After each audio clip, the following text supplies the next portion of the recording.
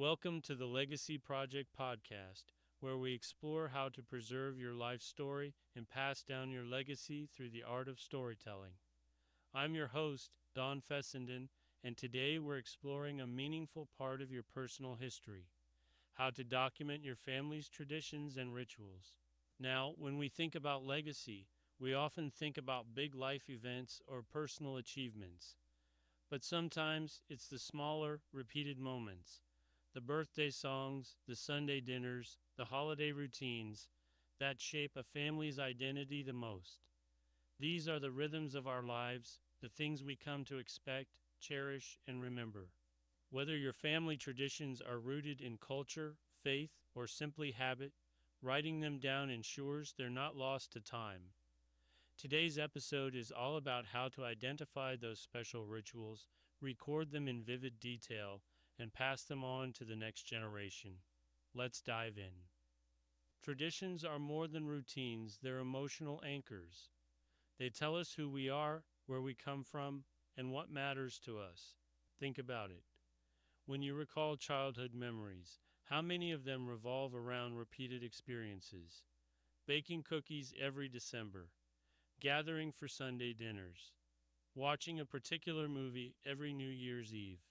These aren't just memories, they're rituals, and rituals give your story structure and depth.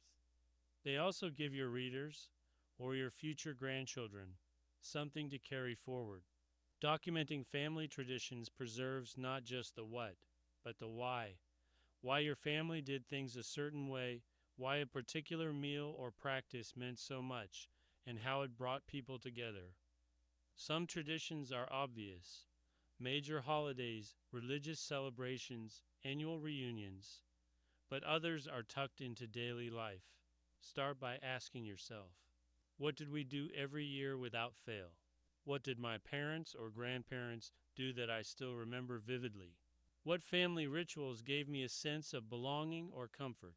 Are there sayings, gestures, or small habits that became our thing? One storyteller I worked with realized a family tradition wasn't tied to any holiday.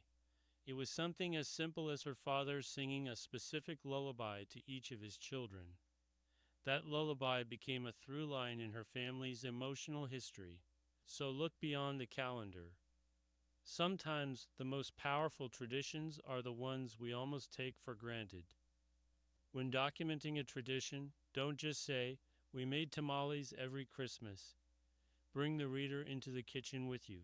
Describe the scent of the spices, the warmth of the oven, the flour dust in the air, the way your grandmother folded the dough with practiced hands, the music playing in the background, the laughter, the stories exchanged while waiting for the food to bake. Sensory details turn a tradition into an experience. And don't forget the emotion. What did it feel like to be part of this moment?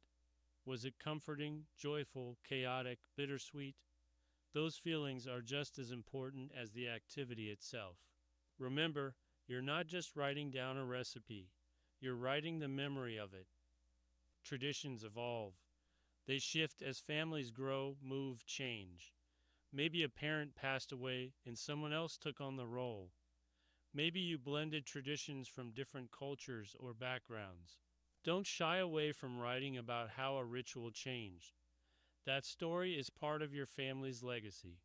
For example, if your family used to go to your great-grandmother's house for Thanksgiving, but now you host it at home with your kids, talk about that transition.